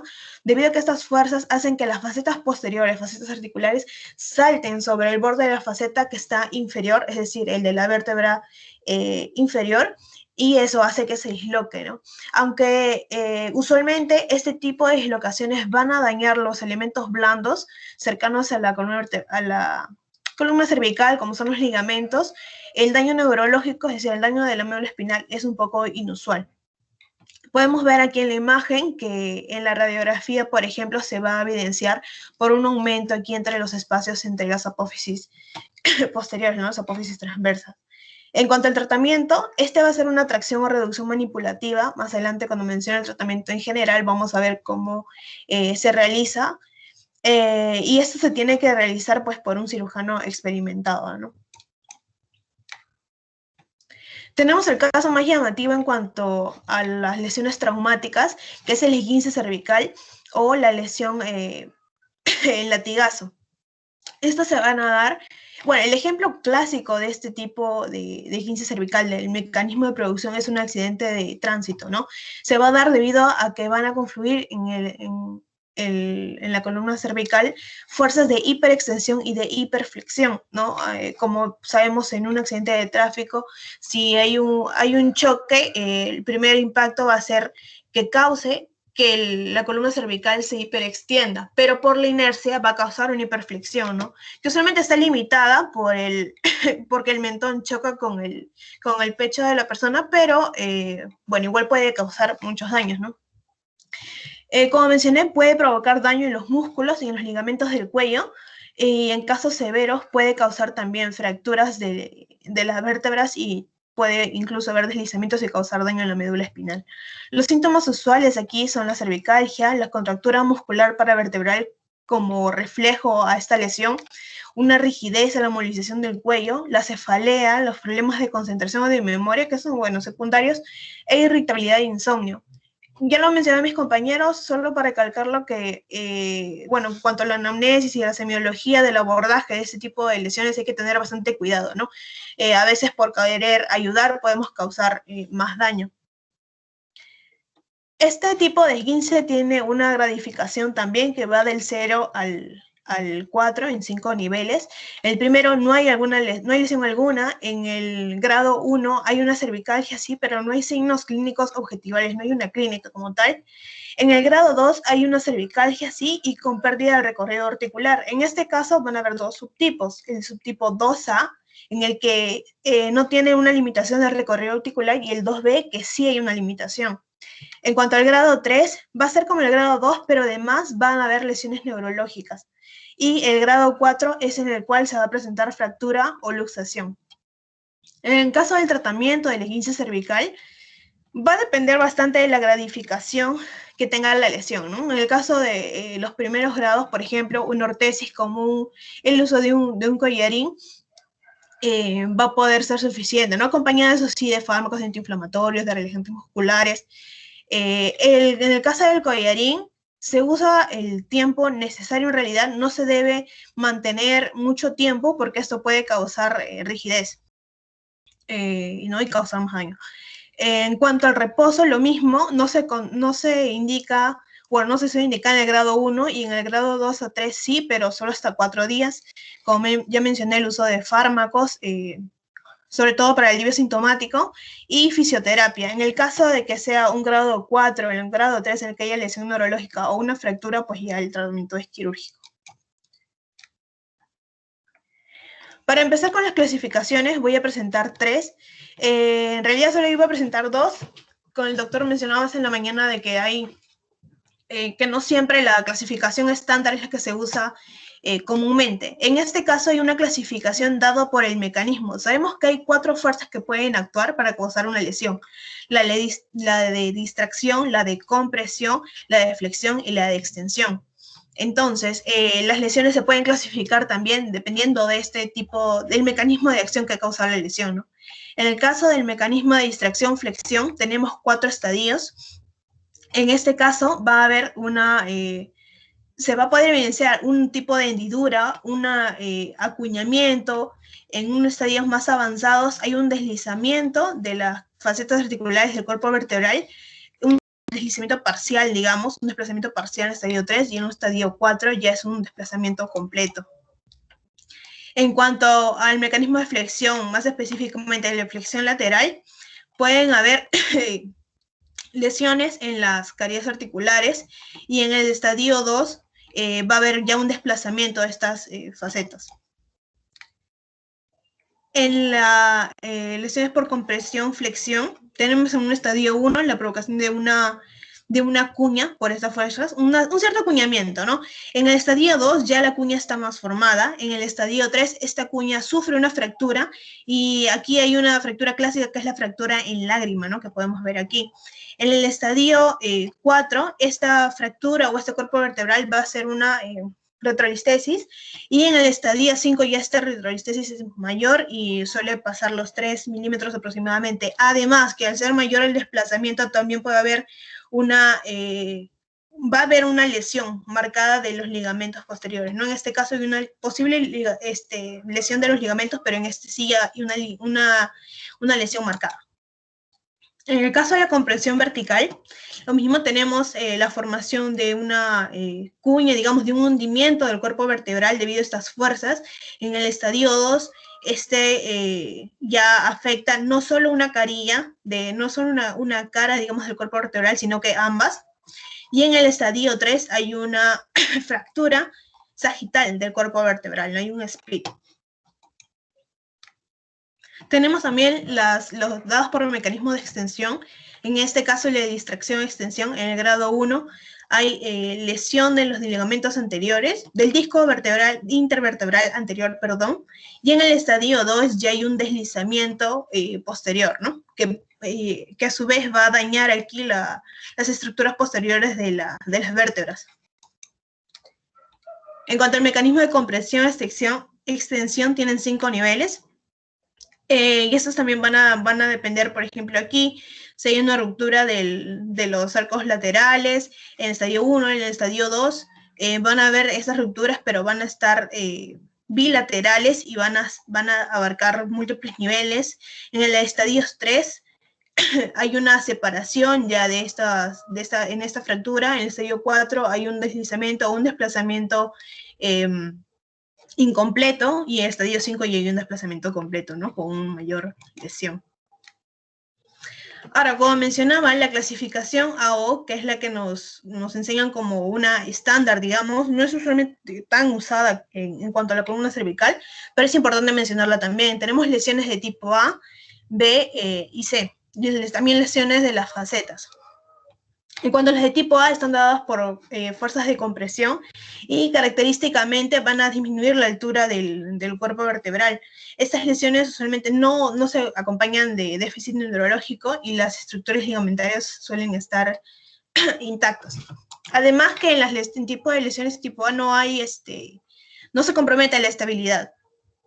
Tenemos dentro de la tipo A, tenemos subtipos, la tipo A0, en la que puede haber fractura de las láminas y de las apófisis transversas, pero no hay afectación ligamentaria, digamos, tampoco. La tipo A1, hay afectación del cuerpo vertebral sobre un platillo vertebral, pero el mismo muro posterior es indemne, tampoco hay lesión ligamentaria.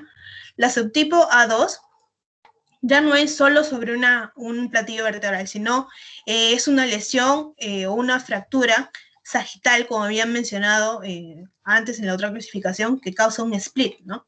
Y esto va a dividir el cuerpo vertebral, pero no va a haber ingreso, no va a haber invasión de estos restos hacia el conducto vertebral, que es donde se aloja la médula. Tampoco hay lesión ligamentaria, como mencioné. El subtipo A3 y el subtipo A4 se van a dar por un estallido. Una lesión en estallido. El subtipo A3 va a ser una lesión en estallido solo de un platillo vertebral, y en este caso estos fragmentos sí ingresan al conducto vertebral. Además pueden tener fracturas asociadas con fracturas de apertura, ¿no? Aquí se puede ver que es solo un platillo vertebral. El compromiso neurológico aquí, obviamente por la invasión de estos fragmentos, va a ser más frecuente que en las lesiones en los subtipos anteriores. Aquí podemos ver el subtipo A4, que es la lesión en dos platillos. Si se puede ver aquí, la subtipo A3 es un platillo, vemos que la cara o el platillo inferior no está dañado. En cambio, en la subtipo A4 sí está dañado ya todo el cuerpo vertebral. También hay ingreso de los fragmentos óseos dentro del conducto vertebral. También tiene fracturas asociadas y el compromiso neurológico es mayor. Tenemos las lesiones de tipo B, que son lesiones dadas por un mecanismo de tracción. En este caso, sí hay una inestabilidad y hay un fallo de la banda de tensión, ya sea posterior o anterior. Cualquier lesión que sea inicialmente de tipo B y se vea que hay una traslación, va a ser considerada de tipo C. En estos, obviamente, va a haber un mayor compromiso neurológico. Aquí tenemos primero el subtipo 1, en el que hay una disrupción transósea, solo ósea, de la banda de tensión posterior. Estas pueden asociarse también de lesiones discales y pueden combinarse con lesiones de tipo 1 que van a afectar al cuerpo. Este subtipo B1, solo disrupción transósea. En el caso del tipo 2, va a implicar no solo el hueso, sino los ligamentos. Esta va a ser una disrupción ligamentaria o ligamentaria y transósea, también de la banda posterior. Y el subtipo B3 ya no va a ser de la banda posterior, sino anterior. Bueno, creo que la imagen la he equivocado un poco, pero el subtipo B3 son ligamentarias anteriores. Las lesiones tipo C, que serían las más graves, digamos, son las que están dadas por un mecanismo de traslación y rotación. Pueden asociarse también a las lesiones de tipo A o tipo B y hay un mayor compromiso neurológico. Como podemos ver, aquí hay ciertas... bueno, hay un movimiento de estas vértebras rotadas, usualmente hacia arriba, hacia abajo, lateralmente también hay un desplazamiento, ¿no? También tenemos lesiones de las facetas teniendo un subtipo 1 en el que la fractura no es desplazada. Los fragmentos son menores de 1 centímetro o menores del 40% de la masa lateral. Puede afectar a la faceta superior o inferior. Y la F2, esta sí es una fractura desplazada con los fragmentos mayores de 1 centímetro o mayor del 40% de la masa lateral, ¿no? Y lo que va a provocar es que haya una inestabilidad tanto de la faceta superior o del inferior. Tenemos el subtipo F3, en cuanto a las lesiones de facetas, en la que la lesión va a estar dada también al nivel del pedículo y de la lámina, lo que va a provocar que haya una masa aquí lateral flotante, producto de estas fracturas. Y esto provoca una gran inestabilidad, tanto arriba como debajo de la lesión, ¿no? O sea, en las vértebras adyacentes. La subtipo F4 es una lesión ligamentaria principalmente, con separación de las fuerzas de las superficies articulares de las facetas. En este caso hay que diferenciar una subluxación de una luxación. En el caso de la subluxación, esta lesión ligamentaria va a hacer de que la porción, digamos, cefálica se encuentre encima de la porción caudal. En el caso de una luxación como tal, la porción cefálica ya no se encuentra, o sea, sí se encuentra encima, pero se encuentra también desplazada hacia adelante de la porción caudal de la lesión. El subtipo BL de las facetas solo puede indicarlo de que es bilateral y es producido en el mismo nivel de la lesión. Ahora, la clasificación AO no solo va a basarse en la morfología, que es lo que acabamos de ver, sino también en el estado neurológico y en los modificadores que puedan, modificadores específicos de esta lesión. ¿A qué se refiere con modificadores específicos? Que son situaciones especiales que se tienen que tener en cuenta para el tratamiento y para la posible evolución del paciente, ¿no? Con respecto a su lesión. Pueden, por ejemplo, ser... a ver. Uy. Sí, como mencionaba, tenía 4 niveles, puede ser, por ejemplo, una hernia de disco o anormalidades ya propias de la arteria vertebral. En cuanto a la frecuencia, las lesiones más frecuentes son las de tipo C, siguiéndole a estas las de tipo B3, las de tipo B2 y las A4, ¿no? Y luego las demás tienen un rango de frecuencia similar. En cuanto a la nomenclatura, solo para entenderlo, tenemos un ejemplo aquí. En primer lugar, se tiene que definir el nivel de la lesión, ¿no? Si es solo una vértebra, pondríamos C5, si es un rango ya C5 y C6. Luego va el tipo de la lesión, en este caso sería un C. Si es que lesiones secundarias, como por ejemplo las fracturas de abertura que se presentaban en los niveles, las lesiones de tipo A, por ejemplo, esas lesiones asociadas, se ponen entre paréntesis y le sigue el estado neurológico del paciente y por último el rango, la clase que tenga en cuanto a los modificadores.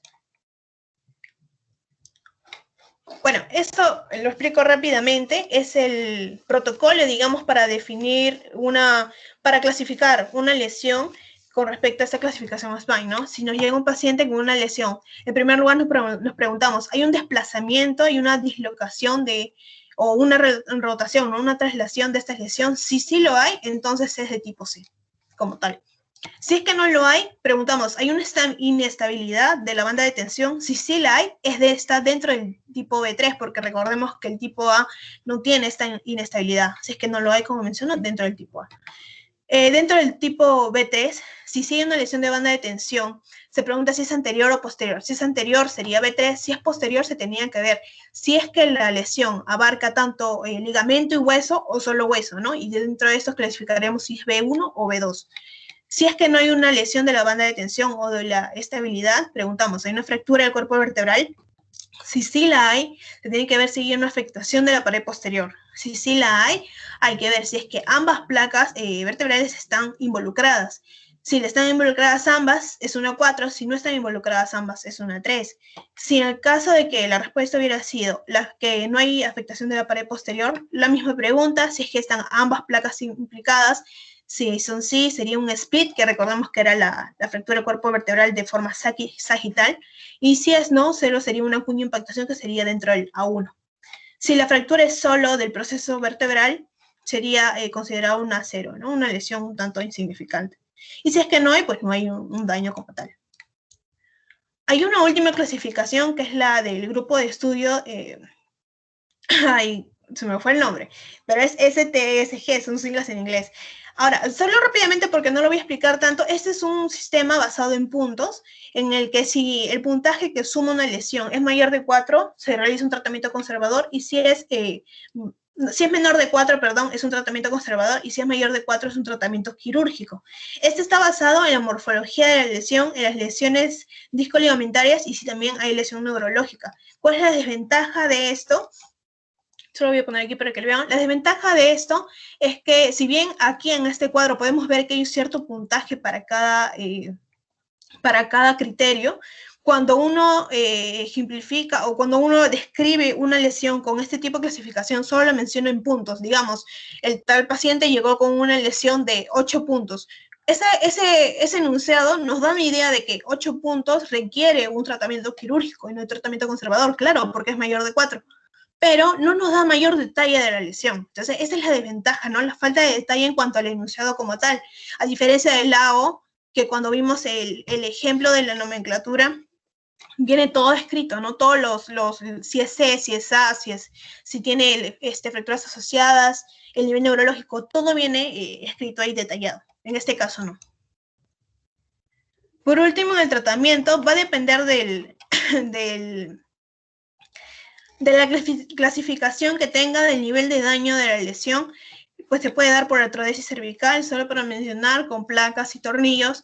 Se puede dar también por una tenaza cefálica, que este es el mecanismo de tracción que se había mencionado. Se hace presión sobre esto y se realiza una tracción, ¿no? Se jale, digamos, coloquialmente, para regresar sobre todo esto es en las dislocaciones, como había mencionado. Y el halo cefálico, que también lo han mencionado mis compañeros hasta el cansancio, que va a ser un halo de metal, ¿no? Agarrado, unas barras metálicas también que están con un chaleco rígido. Bueno, eso sería todo, doctor. Muchas gracias, Sharon. ¿Alguna duda, alguna pregunta de los participantes hacia los expositores?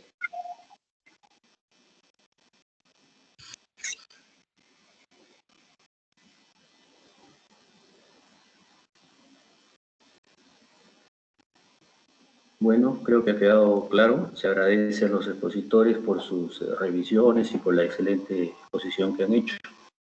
Ok, entonces doy por terminada este seminario de columna y váyanse a almorzar, chicos. Deben estar cansados también de tanta clase.